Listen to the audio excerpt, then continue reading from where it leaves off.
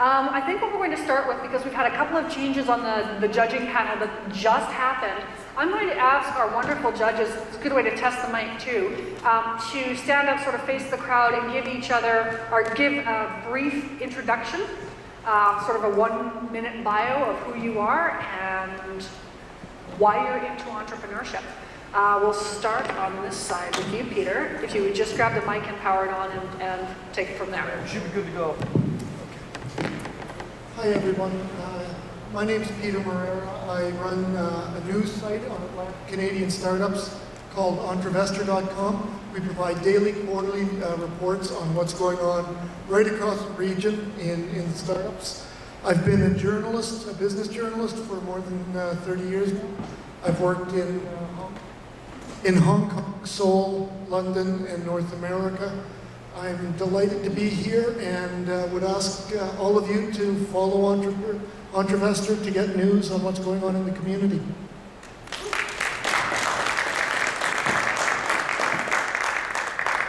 How you doing? Gary Din, CEO of Propel ICT. So we're the Atlantic Canadian Startup Accelerator, and I'm only 6 or 7 months into this job, but it's been a lot of fun. We got a cohort running right now at Common Ground with 9 companies. We also have cohorts running at Volta in Halifax, at Planet Hatch in Fredericton, and at the Venn Center in Moncton. So total of 33 companies right now. Love to see this kind of event because it feeds our pipeline, and hope to see these companies come into the accelerator in the future. Thanks.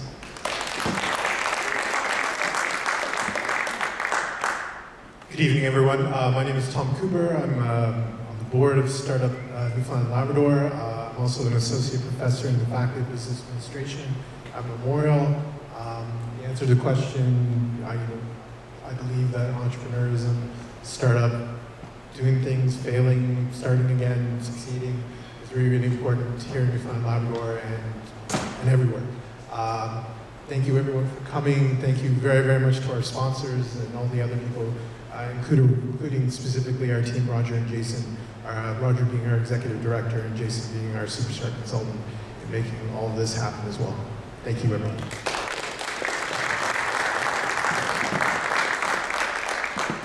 Hi, everyone. I'm Chris Moyer. I'm director with Polaris Ventures. We manage the newly created private-public partnership, the Ventures Newfoundland and Labrador Limited Partnership. We are going to be investing in seed stage companies throughout Newfoundland and Labrador, and we will be having some interesting announcements soon on some of those investments and looking to continue do new investments over the next several years.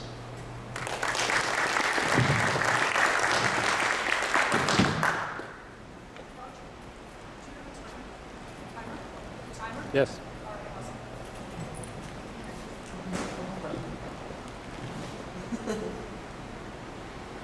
I have Roger wearing about 15 hats right now.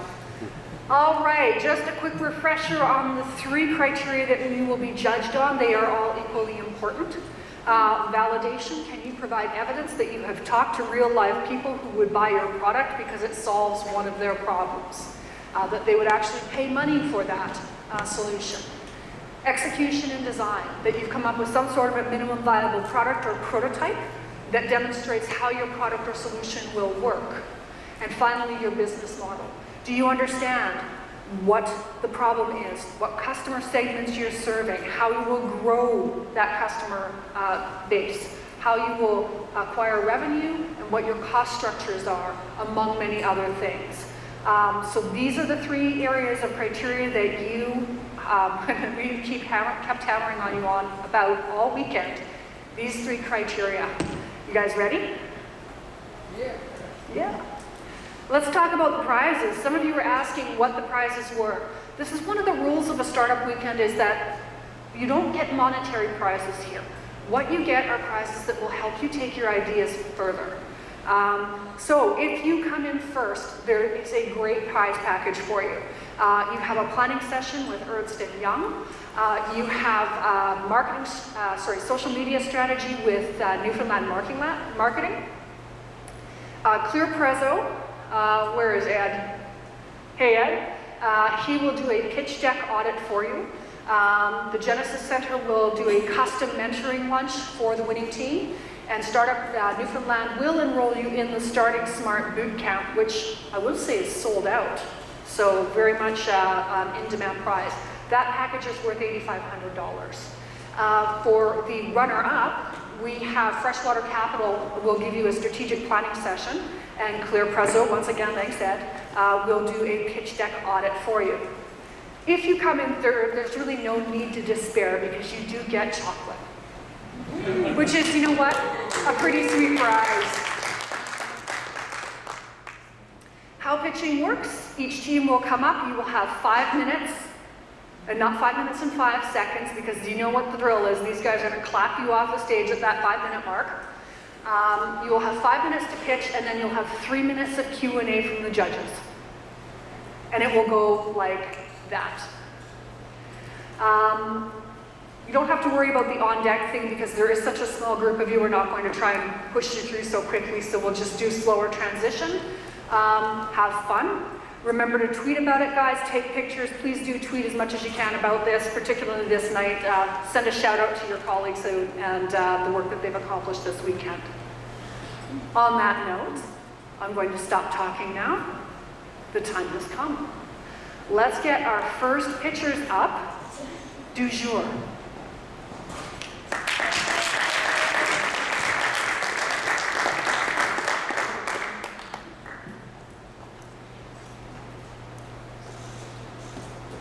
Good use of that.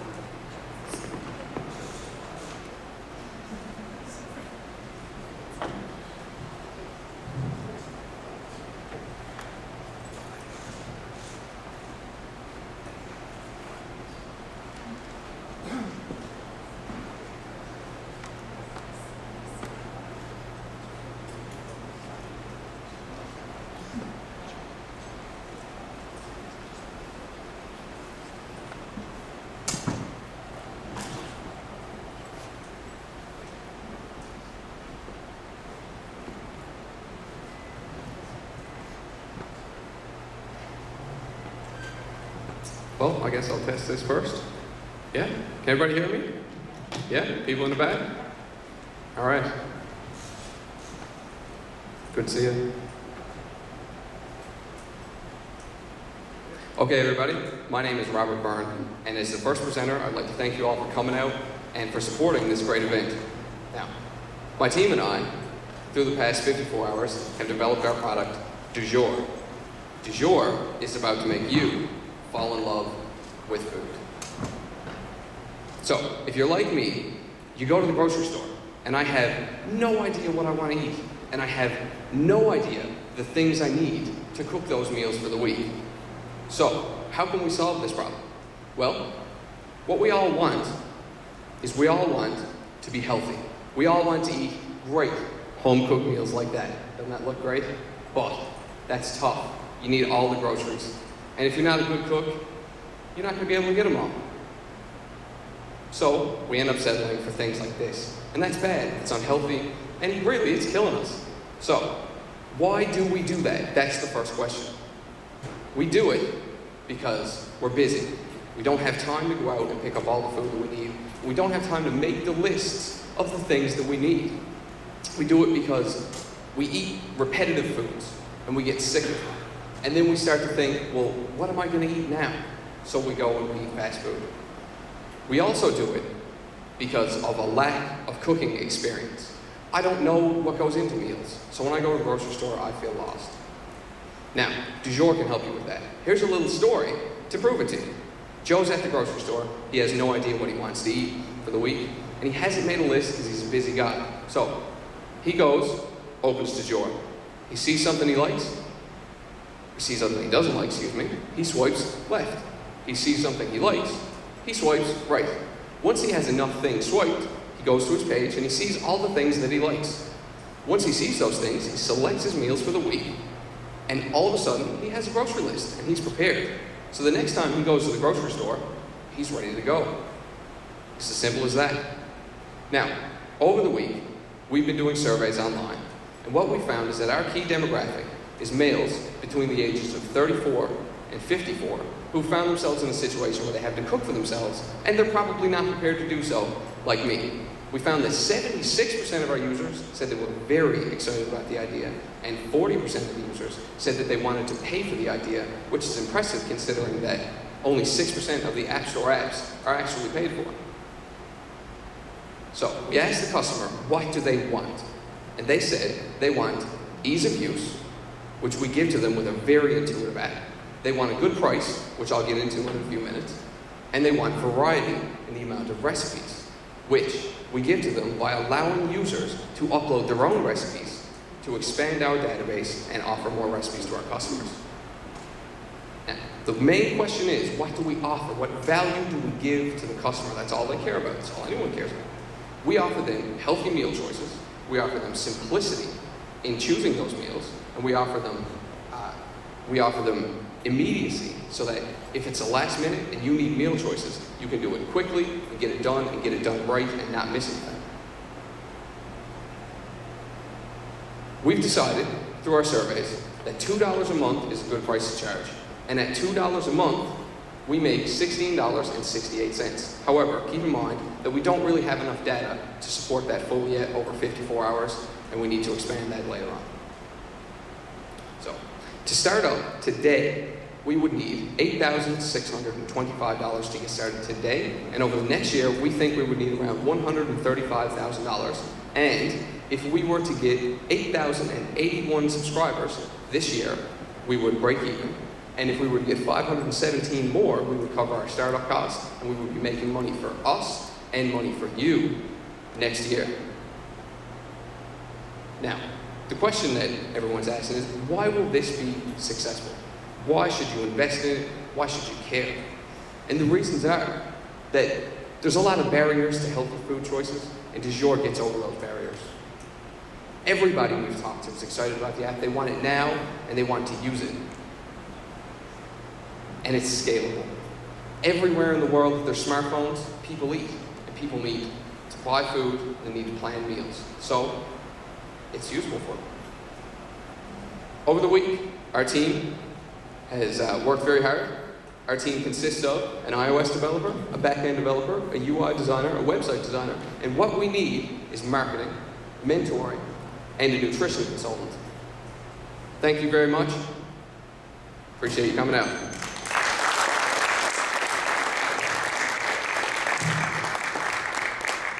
Okay. Yep. So we have more questions? Yes. Yep. Okay, so have you looked at the method you'd use to acquire customers, and what do you think the cost of acquiring customers will be? Yep, so we think we would acquire customers online using services like Google AdWords, but more importantly, we would need to find things like foodie blogs and food review sites, and most importantly, since our demographic is 34 to 54, those people still buy traditional magazines. So we would probably need to take out ads in traditional food magazines, home and health magazines, things like that. That's how we think we would approach the marketing of it. Any other questions? Is there any other sort of revenue generation beyond the subscription model in terms of advertisements or tying it into supermarkets? You know, anybody else is selling food effectively. What is there a way of making money off that as well? That's a good question. Right now, as of starting out right now, there wouldn't be any other way to really make money. We think ads would be obtrusive, and we don't think that people would like it. But in the future, when we build a database of user information, that could be leveraged to, say, align with a supermarket to offer deals, or, you know, if you make your grocery list, supermarkets could say, okay, well, we have the lowest prices on this, come here, that deals with them. But as of right now, the only revenue stream while we're building it and acquiring users would probably be the subscription-based service. Now, the subscription-based service offers many other perks too. So we limit it for the free user to 3 meals. And if they want more meals and more customization, they subscribe. So you showed a recipe and a shopping list created off the recipe. Mm-hmm. But if I'm in the store, I can't buy recipe-sized items. So how are you going to actually translate that information into information that's valuable to the shopper. Like I saw 2 tablespoons of molasses. How much should I buy? Yeah, that's a very good question. Now, our system, that only shows you 1 meal. So 1 meal will tell you 2 tablespoons, and you can't buy 2 tablespoons of anything. But if you were to have 21 meals for your whole week, that's going to be a much larger amount, and therefore it's going to have an easier way for the user to calculate what they're going to buy. Whether it's, you need a cup of oil, well, you need to buy, a small portion of oil. So we think that if it's a paid user and they have a long list for weekly meals, we don't see that being a large problem. And we also will integrate the fact that you can put in things that you have in your kitchen. Say you have olive oil, that won't be put on your list for subscription users. Can you give a bit more information on the customer discovery? Were the people you surveyed people who are known to members of your team? And what questions did you ask to ascertain the information you got? Okay, no, our team members didn't take any of the surveys or anything. We had a few of... They were friends, acquaintances, people that we could reach out to through our social networks, through Facebook and Twitter and things like that. But we also had the mentors that were around here take our surveys and also give us in-person feedback. And we got great feedback through all that. But the questions we asked, we wanted to know what the range was, what their preferred method of payment was, whether it was a monthly subscription, a one-time payment. We wanted to know how much they thought of to pay. We wanted to know age, gender, things like that. Thank you. All right, thank you. If we could get team 2 up, please.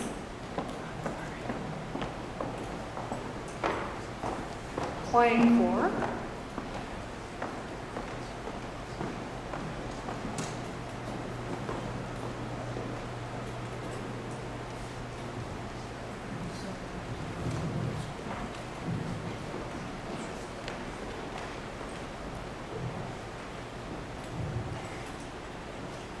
Good afternoon. My name is Barbara, and I represent Client Core, friendly client management on the go.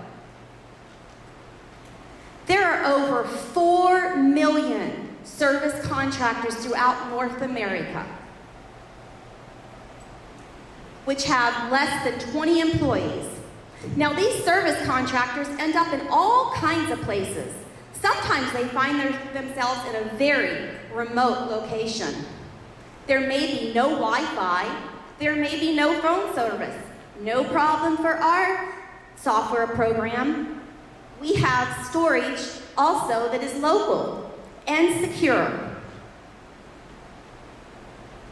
What a mess.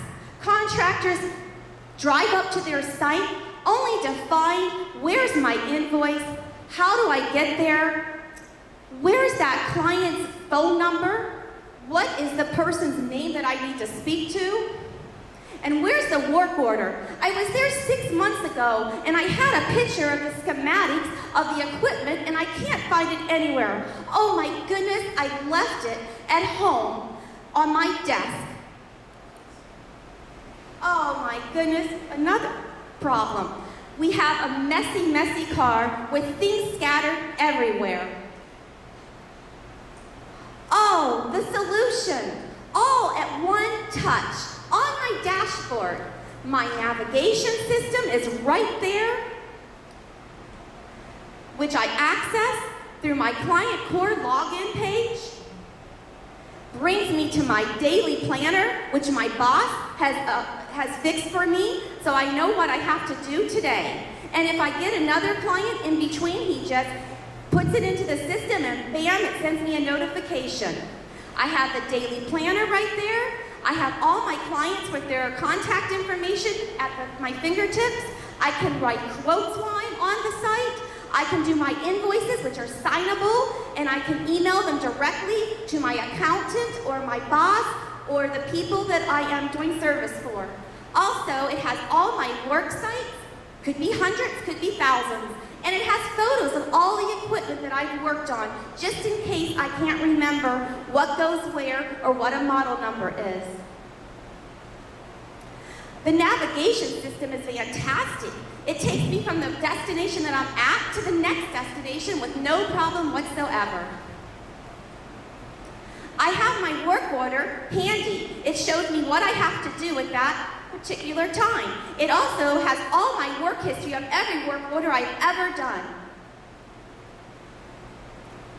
This has taken me from one location to another. It's also showing circles, triangles, and squares. They can represent anything you want them to. For me, they represent circles for clients that I currently serve, squares for clients that I wish were mine, and triangles for clients that I've contacted one time already, and I'm hoping to close the deal soon. Is there any competition? Not really. Not for contractors. Lots of CRM programs out there for sales representatives, but nothing for contractors. Client Core is affordable, simple to use. A 5-year-old could use it. There are other people that do have similar things, but as I mentioned, they don't do everything that ours does and as simply as it would do, and they're certainly not made for contractors. One of the big problems with the one that is for contractors is it's only on the cloud and not local, and it takes forever to use everything. We have many different programs: trowel, bronze, silver, gold, platinum. We will concentrate on people, probably $49.99, doesn't take long to figure out the numbers. 100 clients, that's $4,900 a year. With millions of clients to choose from, we surely will have no problem getting our clientele. Sign up today with Client Core. It's affordable, adaptable, dependable. We have a presence already on Facebook, Twitter, and Google, and we have our own website already. We already have registered clients, Clement, Fusion, MLC, and student gardeners.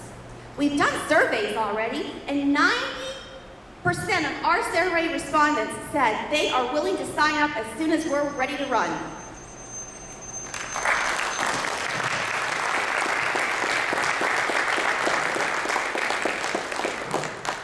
Questions? Okay, I'll start again. You mentioned a lot of potential market there, but how many of those contractors would fall into a subcategory that would actually be able to use this? You know, their method of working would fall into what you described.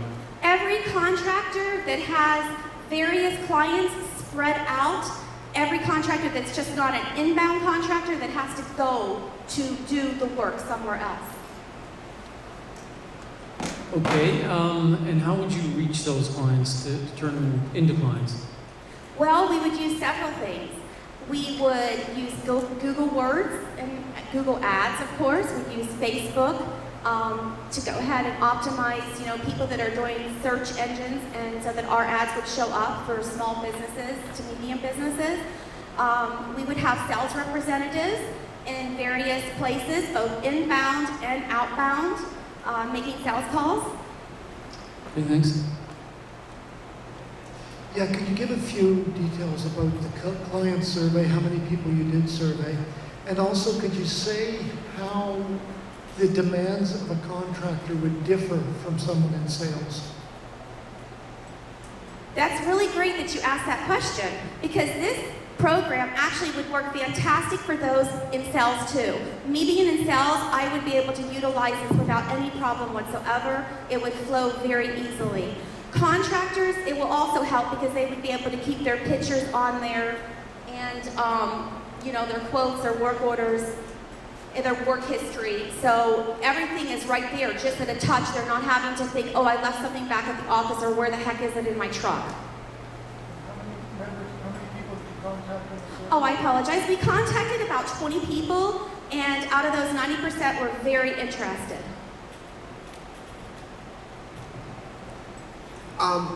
What really makes your product stand out? It seems a little like you take various Google apps and put a skin over them, whether it be the cloud storage or the map. So what makes you really different? What makes us different is that everything is on one screen. Your invoices, your quotes, your work orders, your past history, all your pictures, all your contacts, and the navigation system in one screen. You talked about your revenue generation in terms of the number of users.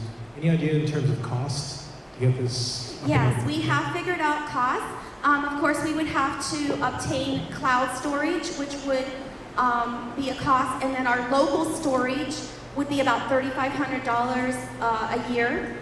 Of course, it would grow a little bit as we would need more and more storage space. And then we would need marketing money to go ahead and, be able to get all these different ads out there.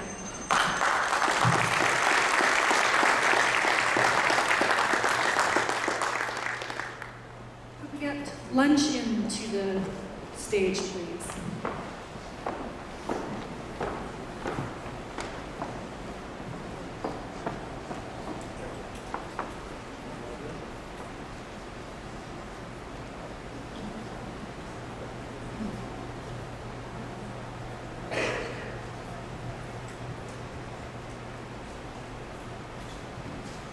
Hi, I'm Don. I'm here with Lunch In, and we are creating happy employees through food-based experiences. So recruiting is expensive, we know that. Retaining employees is challenging.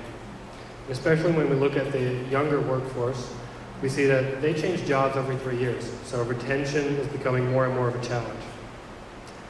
How do we start to solve this problem? How do we keep employees with our companies? How do we start that? Well, everybody's happy when they're eating.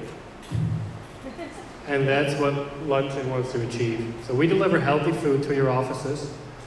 And that's not just it, we provide an experience. So what's an experience? It could be as much as a yoga instructor coming in and giving a 20-minute instructional yoga session to your employees, or some problem-based problem solving that builds the team. We have a website. It's up and running. Only thing is we need to link the domain name to the actual website. So check back in an hour or so, and you can find this online. It's geared for user experience. There's a call to action. It's very responsive, so it can be viewed on mobile or tablet. There's information for employees, and it makes for easy scheduling of events, and both for employees for selecting a lunch. But we didn't start out this way. So initially we were focused on individuals in high density areas, and we started collecting orders Saturday morning. 116 was the count, Saturday 1 p.m. And on top of that, we had an order of 30 lunches here for Startup NL, and we provided that. We provided 30 quinoa salads here at 12:30 yesterday. So what that means is $290 in actual revenue day one. So we know that these numbers look good. So, hypothesis one, individuals validated, right? Not quite. We need to look at the data behind these totals. And what that showed was not only that one big order from Startup NL, we also had those 116. Most of them were orders for employees and teams. Very few were individual orders. So that points us towards the enterprise focus. Now, how do we validate that? Because we need to validate, again, do enterprises want this? So first we started with just basic product validation. People in the room here, we asked them, how was their quinoa salad? 12 said great, 4 said okay. Some people mentioned, I never had quinoa. It was an amazing experience. It's really good. We had some tweets coming out to us right away with some pictures using our hashtag. We had Mahmoud saying, whatever that thing was, that was magical. And I'm not a cook, so thank you, Mahmoud. We had Jason saying, if this was accessible, I would do it again. Ordering for events is difficult. Lunch In is here to change that. We went beyond market validation. We did supplier validation. We went to the farmers market, connected with local farmers, with Oliver's Farm and Murray Meadows Farm. They're on board, they're engaged, they can't wait to get my call next week. On top of that, we reached out to people who actually run companies. So one is Jerome Cody, oversees 140 employees. I would look at this as a subscription monthly. Alison Stilley, president of Enlo, said, I can see this day to day at meetings, at events. So we looked at our market suppliers, who's our competitor. Well, we're looking at Breams, there's Subway, there's Belvin's, Mana, they're caterers. They all deliver. They deliver lunch, they deliver food. Price point for the first four, besides Subway, is around $15. We can match that. They don't provide the experience though. So what's our value proposition? Well, we feed your employees in a way that will build relationships. We want to start helping you build that organizational culture you need in your organization. We also plan to make money off it. So we don't ask the customer to come to us. We'll bring the experience to the customer. And what that means is we don't have the high overhead. We can focus on larger profit margins and increasing those through the experience. Got some numbers too. Please ask me if you want more. Variable cost for 10 order size, 45%. If we go to 20, we double that. It's going down to 36%. So there's massive economies of scale to be achieved here. What's our future plan? Well, we start cottage style, out of our own kitchen, because that's how we can really validate on a small scale, talk to customers, talk to enterprises, and validate it. Then phase 2, we grow, scale for the economies I talked about, and franchise is a third option, but we don't know yet. We're looking to learn along the process. So who's doing this? We have Tina, our sales ninja, Chris, a designer focused on user experience, and we have John, an engineer with creativity. So the key is, we know that your employees want a healthy lunch from us. The question is, will you supply it or your competitor?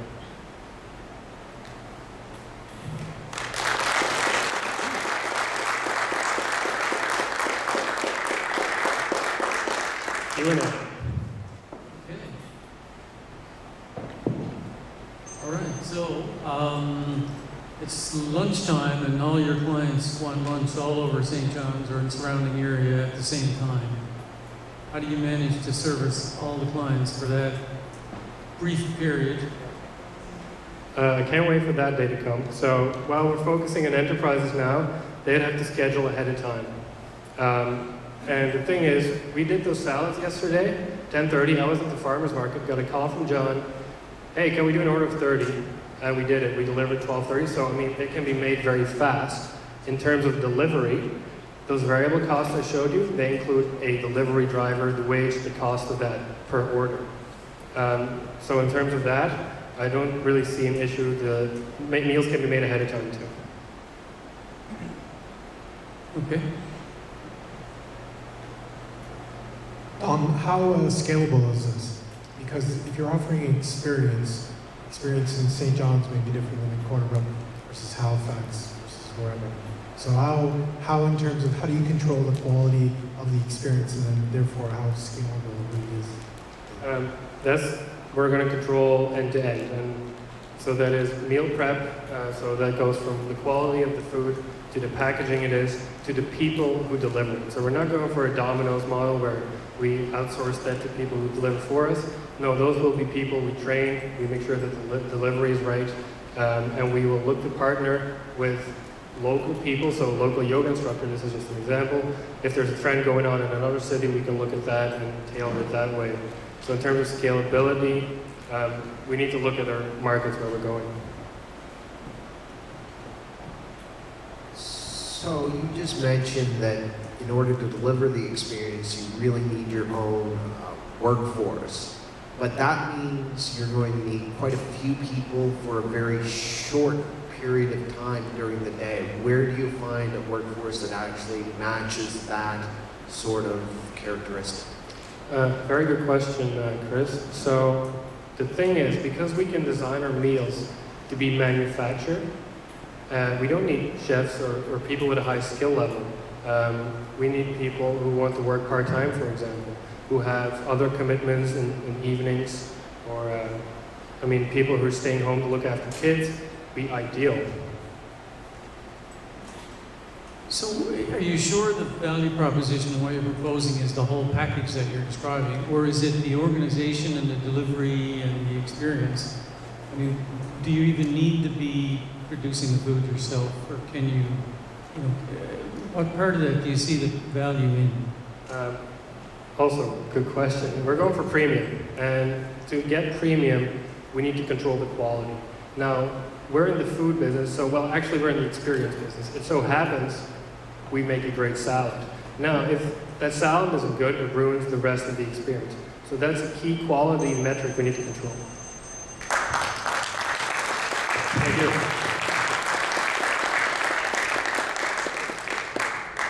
All right, next up is B Sharp.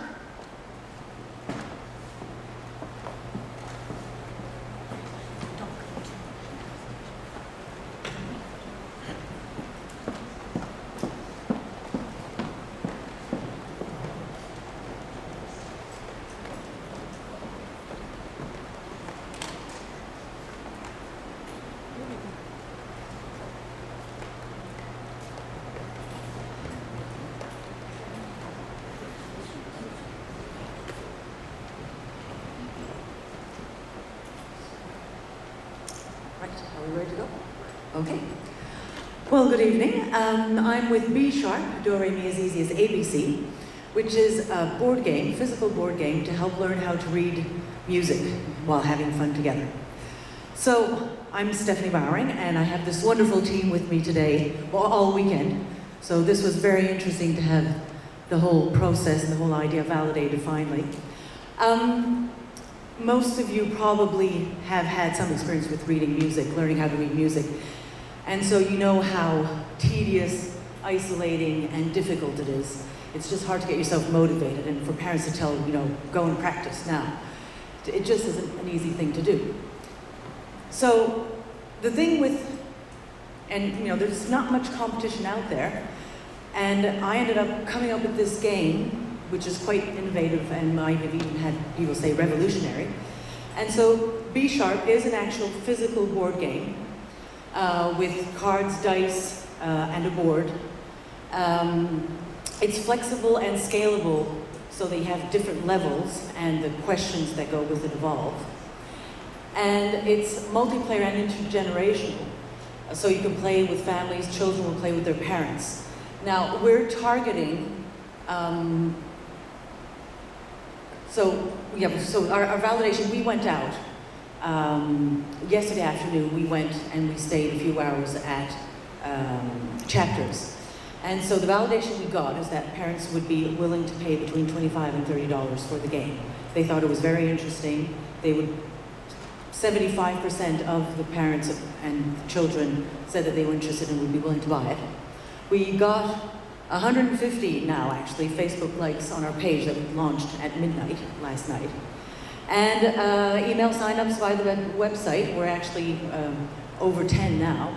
So it's quite promising in a very short amount of time.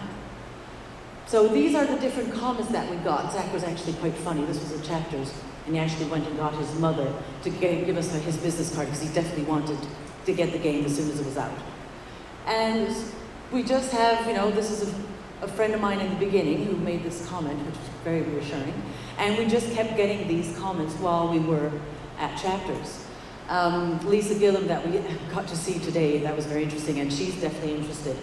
And she actually gave us the validation of our target market, which is 6 to 12-year-old kids learning to play music, so they're doing private lessons. And therefore teachers, private music teachers, would be interested in having such a game to use with those children, and therefore those children will be going back home asking for the game, asking their parents such a game. So that's the validation. Sorry, it's late. So our revenue stream is quite simple. It's just the board game sales, physical board game. And we'll have gradually upgrades for the questions and different elements of the board game. And that is it. Thank you very much.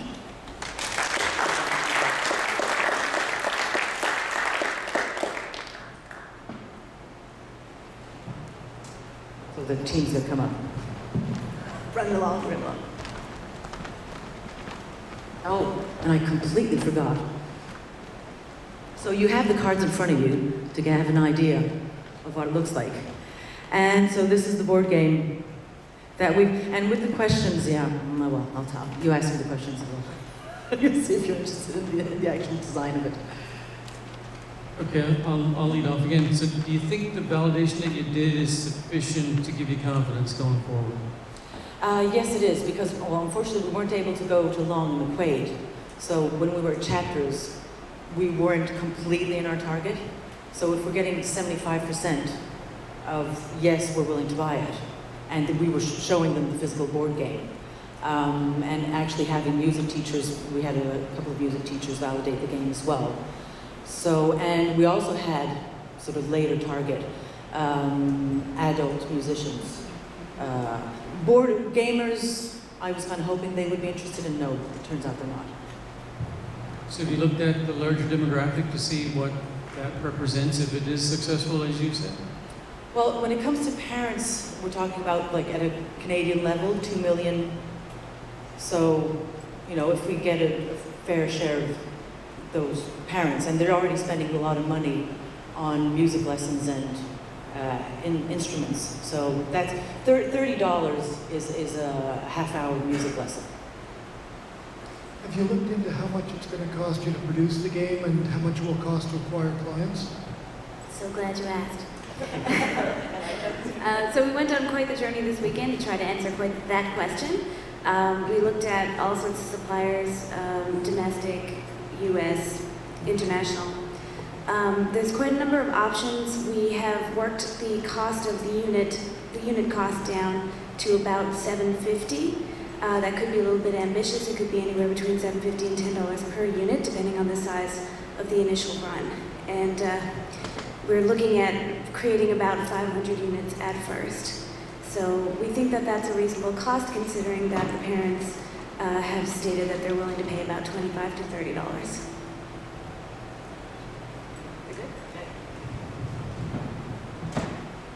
Have you done any research in what the board game and educational board game market is to try to get a sense of how, like, what the potential market could be?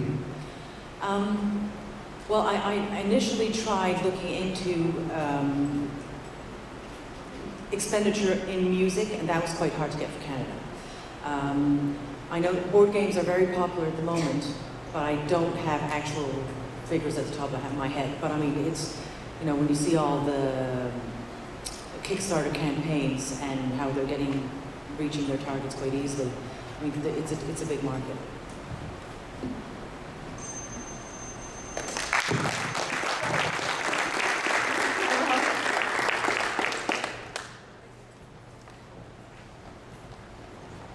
All right. Last up is Up Today.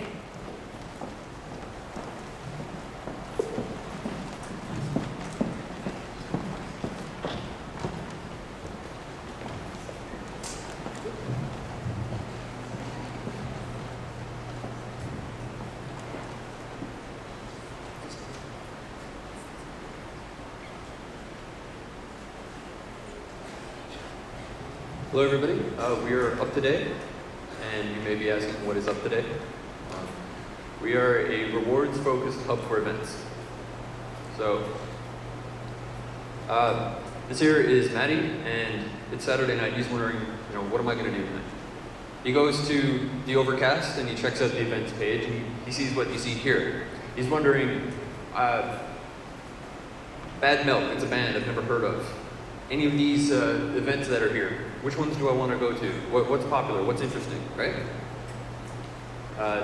He sees this comic, he doesn't know if it's good. Is this popular? Is this something he wants to do? So, the solution to this question is a ranked list of all the events by popularity using social media to drive the ranking of the events higher up in the list. So problem 2, promoters. You sell tickets to an event, say, and you expect a lot of people to show up. You're looking at, I don't know, you have 60 tickets sold, and you're buying food, and you're wondering, is this food going to go bad? What am I going to do about this?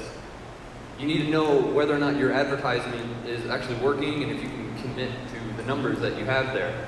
So this guy's putting up posters here. He's, you know, frustrated because he's walking around town, and is anybody seeing this poster? He has no idea. He has no verification. So what we offer to him is analytics. We can look at social media. If people are sharing, talking about this event, it's more likely that they're actually going to go. They could be just being polite about liking the event and saying that they want to go. So if we have hard numbers, shares and things, then we can determine that they're actually interested.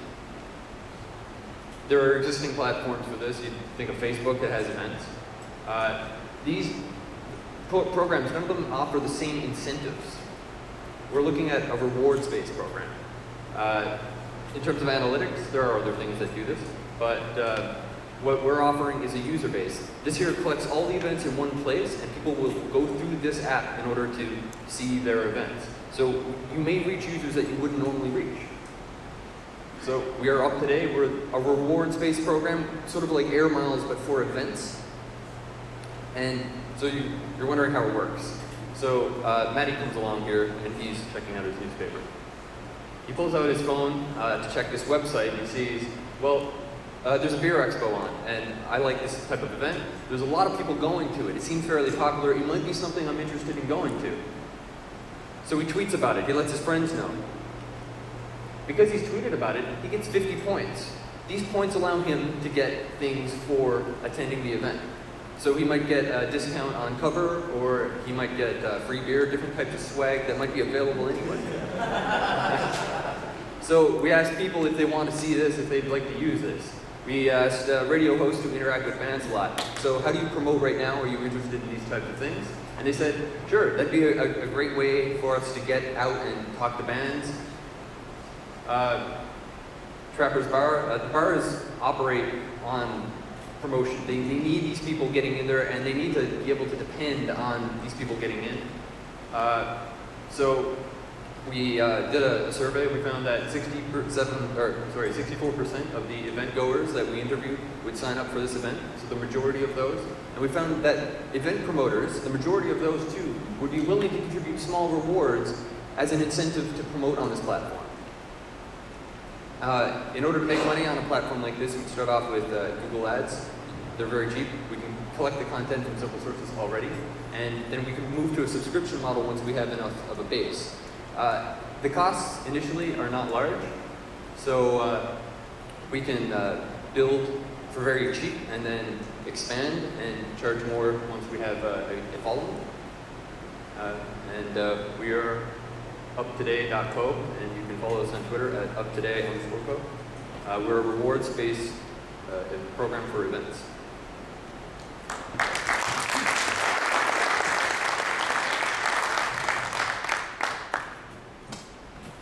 So this here's our team.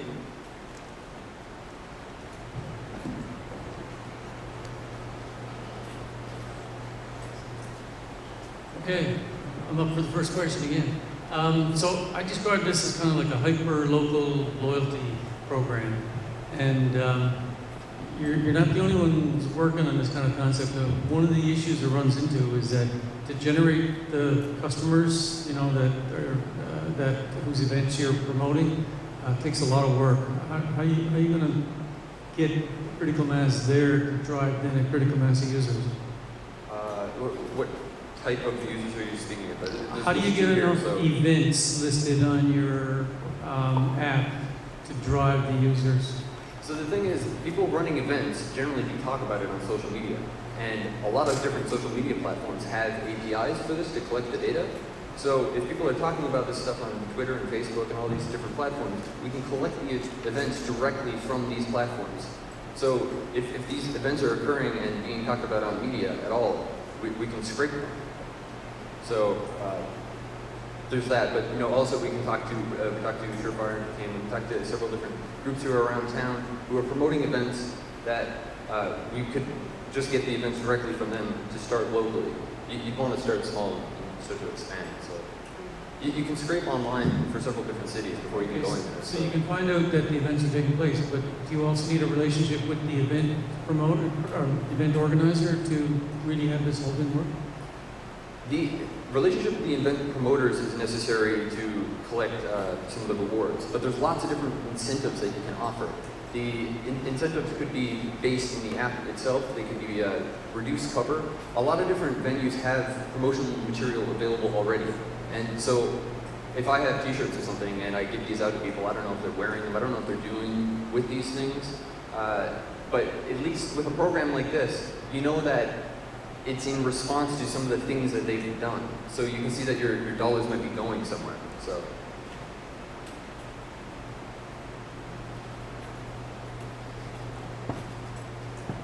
Yeah, no, I agree with Gary. It's just, I'm not sure if I'm a user, how am I going to be incentivized other than points? So it's almost like a moral responsibility rather than how much am I going to really save in terms of what's going on? Or also moral in terms of I want to be trendy because trendy is good and therefore I want to be good.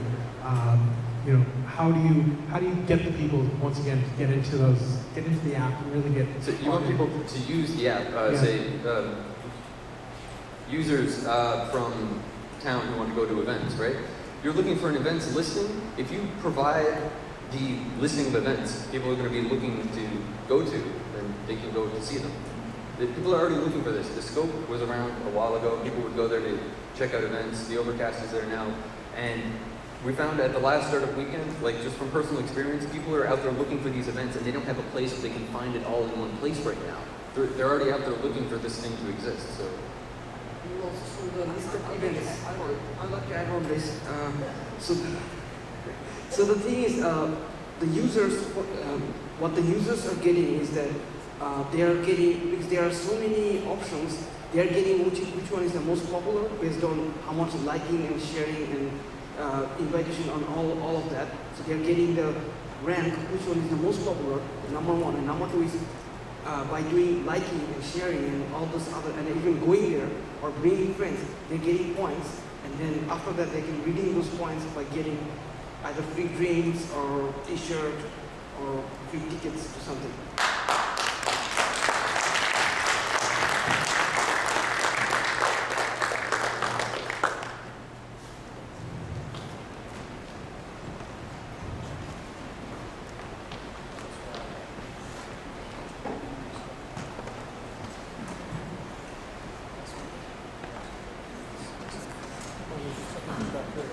All right.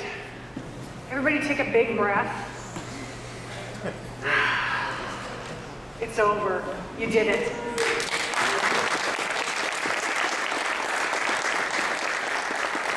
Now our judges are going to go and deliberate. We have a few things that we have to take care of. Judges, if you want to deliberate, the cafeteria may be the most comfortable place to do that. There are some tables in there. While they're busily deliberating and hashing it out, we'll cover a few things off.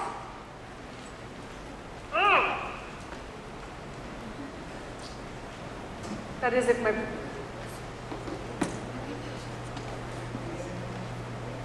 Yes, now it works.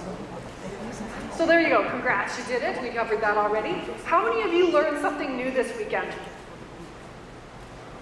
Almost everybody here. How many of you found somebody that you want to continue working with? So you met new friends, met new people to collaborate with. How many of you plan to continue working on your idea after this weekend is over, regardless of outcome? Well done. That's the point of Startup Weekend. Thank you. All of you. We've thanked sponsors, we've thanked organizers, we've thanked volunteers and coaches. But thank you for coming and taking the time out of your weekend to do something this weekend.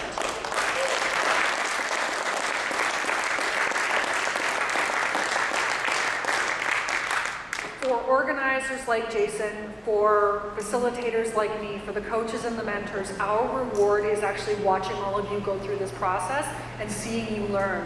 So, that's what kind of fills our cup up. So you coming out actually helps us as well to watch you go through this process. Again, another huge round of applause for judges, coaches, mentors, and organizers.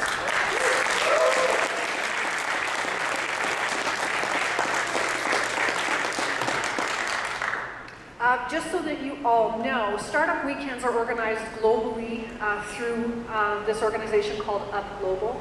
It is a charity based out of, I think it's Washington State, I believe it's Seattle that they're located in, and they run things like Startup Digest, which you can subscribe to for regular information about entrepreneurship and a variety of themes.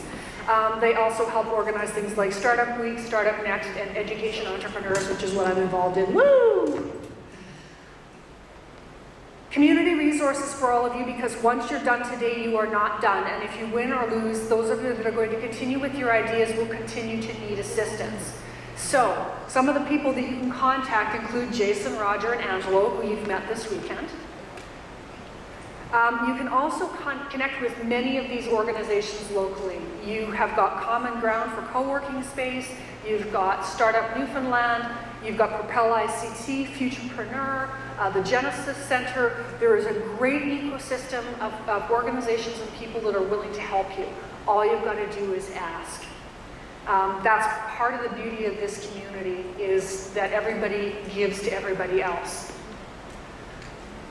What can you do after you leave this room today? Here are my homework assignments for you. I would like you to tell 3 people about your experiences this weekend. I would like to see at least 2 to 3 of you step up to organize the next event. It's hard work, but it's really rewarding. And you know what? Jason and Roger and that team do a lot of work to organize, but it's always helpful to have more hands that will come and pitch in. And if you also want to experience what entrepreneurship is like from that side, you're very much living that dream. And finally, check out the other events in your city, and you've got a lot this week. Tomorrow is the Startup Soiree, starting at 8 in the morning. I think Jason talked about it before we got started here. So at 8 a.m. tomorrow, come back here and spend the morning hearing great stories from great entrepreneurs. Some of them are in the room right now. This is where you have the opportunity to learn from their successes and mistakes. And it's very generous of them to come and share their knowledge, experience, and expertise with you. It is free for Startup Weekend survivors. Tomorrow afternoon at 4 p.m., if you head over to Pier 6, Iceberg's Quest is running a Startup Newfoundland set sail event. So you'll all go out, watch some icebergs, look for whales, and talk all things startup. And then finally, there's the Starting Smart Boot Camp, and that's Tuesday. That is all day. It is completely sold out. We know that we have space for the winner, but I bet if you came over and you talked real nice to Jason, you might be able to make your way in. You know, if you offered Roger chocolate, he'd probably get in. And now, we are going to wait patiently to find out who the winning teams are. In the meantime, what I'm going to ask you to do to save some time here for the organizers is, if you could, please go clean off your tables. Let's get it all cleared off because they've got to be in bright and early tomorrow morning. Let's get this all cleared up. We can do things like put the tables away, that sort of thing. Jason, if you'd like to direct a little traffic, that would be fantastic.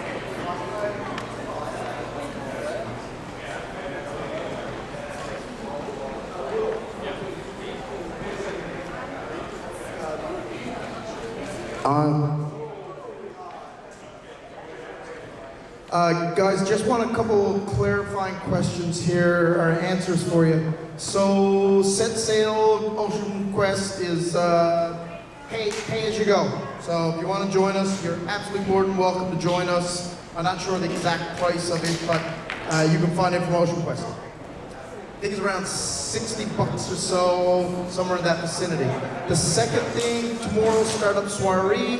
The doors open at 8 a.m., but you can come a little bit later. It really kicks off at 8:45 is the first word, so join us then. Anyway, sponsors. Guys, I really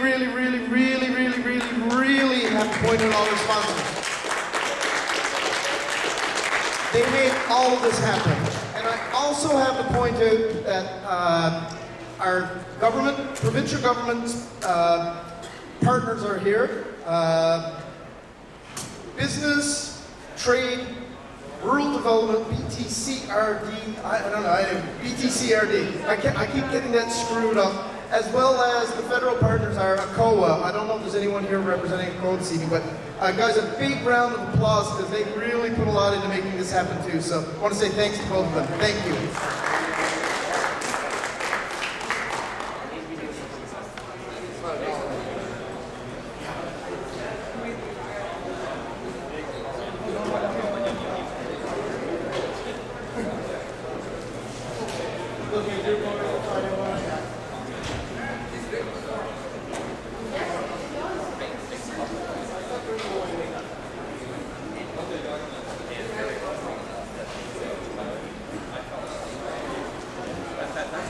This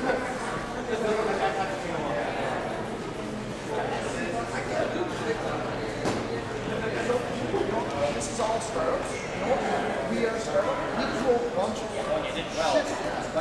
I had Kirk on that too. He didn't know it. We were ready to pull whoever we needed.